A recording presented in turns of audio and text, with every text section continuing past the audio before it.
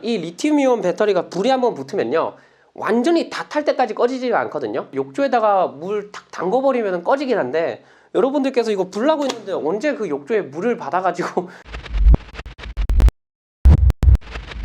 네, 여러분 안녕하세요, 원태입니다. 밖에 비가 오고 있습니다. 비가 오고 있는데 오늘은 또 이제 비가 내리니까 갑자기 생각난 게 있더라고요. 전동 킥보드를 타고 있다가 갑작스럽게 이제 비가 내렸을 때 어쩔 수 없이 이 전동 킥보드가 비를 맞게 되죠. 많은 댓글들이 옛날부터 달려왔었어요. 이 전동 킥보드 비 맞으면 어떻게 관리를 해야 돼요? 뭐 어떤 조치를 해주는 게 좋을까요? 이렇게 많이 댓글도 남겨주시고 질문도 많이 해주셨는데, 근데 제가 지금까지 이 영상을 왜 안 찍었냐? 사실상 못 찍은 거라고 생각하시면 됩니다. 이 비 한 번 맞으면은 진짜 이 관리해야 될 게 상당히 많거든요. 그래서 지금 뭐 전동 킥보드 타시는 분들은 웬만하면 이제 비를 피한다, 도망간다, 이렇게 많이 표현들 하시는데, 도망가는 게 맞아요. 왜냐하면은 이 전동 킥보드 비 맞으면은 진짜 하나부터 열까지 다 관리를 해줘야 돼요. 그 정도로 귀찮은 작업을 여러분들께서 하셔야 되기 때문에 웬만하면은 비가 오는 날이나 갑작스럽게 비가 내렸을 때 비를 뭐 피하고 전동 킥보드가 비 안 맞게 이렇게 조치를 해주시는 게 가장 좋죠. 그래서 오늘은 제가 여러분들께 이 전동 킥보드가 비를 왜 맞으면 안 되는지와 위험성, 그리고 전동 킥보드가 갑작스럽게 내리는 비를 맞았을 때 어떻게 관리를 해줘야 되는지, 그 부분을 한번 여러분들께 알려드리도록 하겠습니다.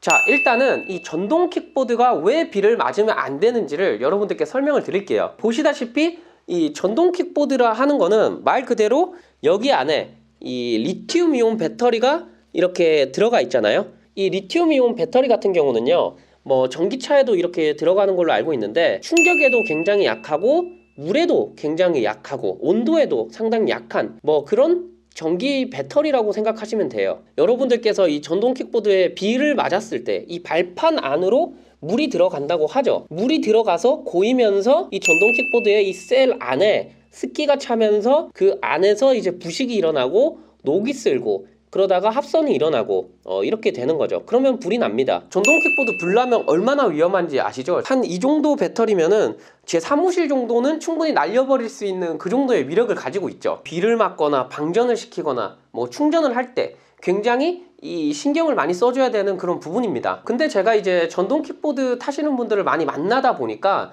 들어보면은 이 전동 킥보드 상태가 딱 봐도 비를 맞았는데 관리가 안 된 것 같다, 뭐 그런 것들이 많이 있었어요. 그렇게 되면은 뭐 전동 킥보드 고장나는 건 둘째치고, 여러분들께서 집에서 충전하실 때 이 배터리에 화재가 날 수도 있고 굉장히 위험한 상태입니다. 그렇기 때문에 이 전동 킥보드가 뭐 비에 맞았을 때 관리를 상당히 잘 해줘야 돼요. 그 부분은 여러분들께서 절대 놓치지 않으셨으면 좋겠습니다. 자, 그러면 여러분들께서 이제 전동 킥보드를 타고 가다가 비가 오는 날에 주행을 했고 비를 맞았다 했을 때 어떻게 관리를 해줘야 되는지 한번 알아보도록 합시다.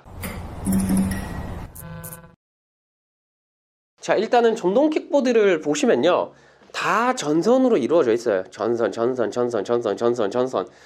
이 전선 중 하나만 이제 합선이 나도 이 전체적으로 전동 킥보드를 날려버릴 수 있는데요. 그래서 이 습기를 다 제거를 해줘야 돼요.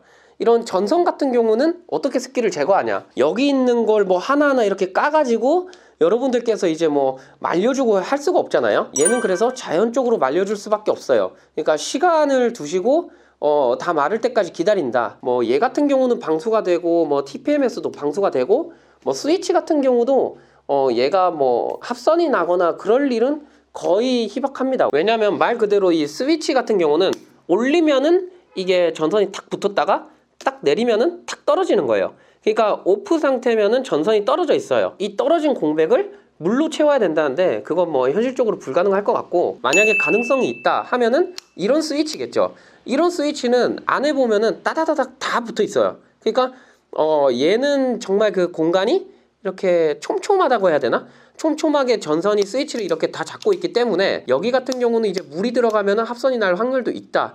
이 정도로 생각해 주시면 될 것 같고, 가장 문제점이 많이 되는 게 이런 뭐 이런 볼트들이 녹이 쓸어 버리죠. 이렇게 전동 킥보드에 녹이 쓸면은 뭐 외관상 보기에도 별로 안 좋고, 그리고 추후에 계속 지속적으로 관리를 해줘야 돼요. 왜냐면은 이 녹을 벗겨내면은 조금 지나면 또 생겨 있어요. 이게 지속적인 관리가 이루어질 수밖에 없는 그런 상태가 되는 거고, 지금 보시면은 뭐 녹이 한 개도 안 쓸어 있잖아요. 제 구독자님들은 아시겠지만 제가 최근에 이 시크릿 살롱을 타고 부슬부슬 내리는 부슬비를 맞았어요. 근데 지금 보시면은 녹이 한 개도 안 쓸어 있어요. 이렇게 비를 맞았는데 녹이 안 쓸었다.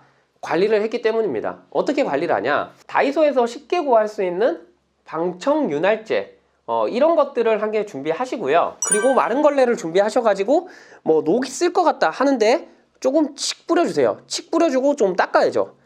닦아주고 만약에 뭐 요런데 녹이 쓸어버렸다, 칫솔 같은 거 있죠? 그런 거 가지고 막 문대야 됩니다. 그러면 이제 녹이 좀 녹아내리면서 없어지고 그렇게 되는 거고요.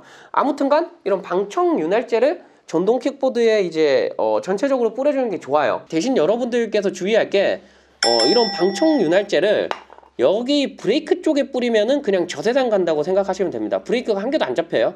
절대 이 부분에는 뿌리지 마시고요.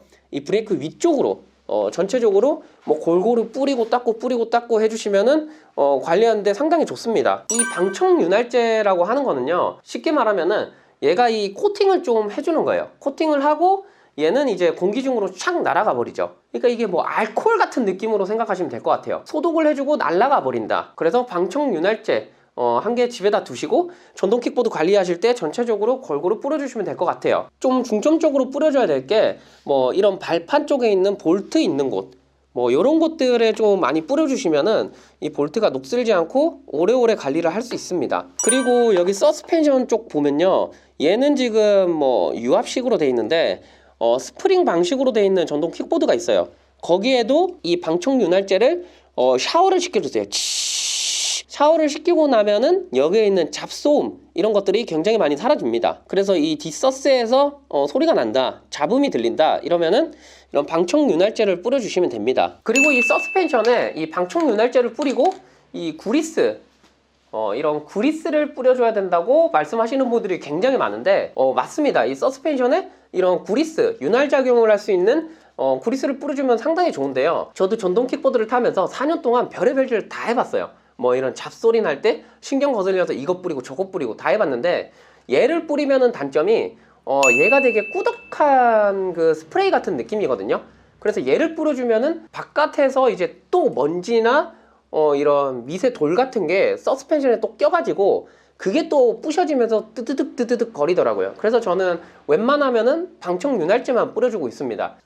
저는 좀 있는데도 잘 안 써요. 얘가 산지 한 2년 정도 됐는데 아직도 거의 한 90% 남았습니다. 잘 쓸 일이 없다는 거. 그래서 전체적으로 관리해 주실 때는 방청 윤활제와 마른 걸레로 전체적으로 한번 닦아준다, 이렇게 생각하시면 될 것 같고요.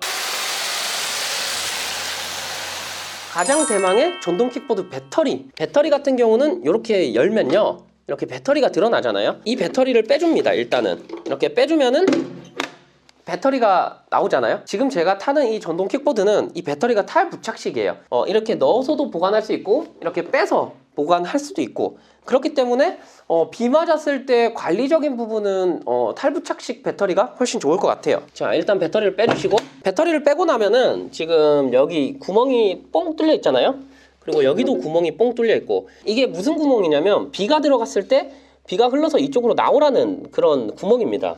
여기도 보시면 그렇고 여기도 보시면 그렇고, 그러니까 이 시크릿 살롱을 제작하실 때 이런 부분까지 신경을 쓰신 것 같아요. 자, 이렇게 배터리를 분리하고 나면은 얘는 이제 불날 일이 없는 아주 안전한 상태가 되는 겁니다. 배터리를 분리하고 충분한 시간을 주시면서 말려줘야 돼요. 자연적으로 말려줘야 됩니다. 뭐 닦을 수 있는 데는 닦아버리고 말릴 수 있는 부분은 말리고, 뭐 여름 같은 경우는 집에 에어컨 틀어놓고 집 안에다가 이제 발판 열고 좀 자연 건조시키면 빨리 건조된다고는 하는데 그 시간이 상당히 오래 걸리긴 하죠. 그래서 뭐 에어컨 틀고 뭐 선풍기 같은 것도 좀 이렇게 틀어주시고 하시면 될 것 같아요. 그리고 얘는 전동 킥보드가 좀 달라서 그런데 보통은 이렇게 발판을 열면은 배터리 있고 컨트롤러 있고 전체적으로 다 같이 말려주시면 되고요. 근데 이런 시크릿 살롱 배터리 같은 경우는 탈부착식 배터리라서 얘가 만약에 비를 맞아서 이 발판 안쪽으로 비가 들어갔다 해도 겉에 케이싱이 한 번 더 잡고 있죠. 그렇기 때문에 다른 전동 킥보드 배터리보다 보다 좀 안전하게 관리를 할 수 있는 그런 부분입니다. 제가 타우루스 X 제품을 좀 리뷰할 때 말씀을 드렸는데, 보통은 이제 전동 킥보드 배터리가 그 뭐라고 해야 돼? 비닐 같은 재질로 팩을 딱 감싸가지고 만들어 둬요.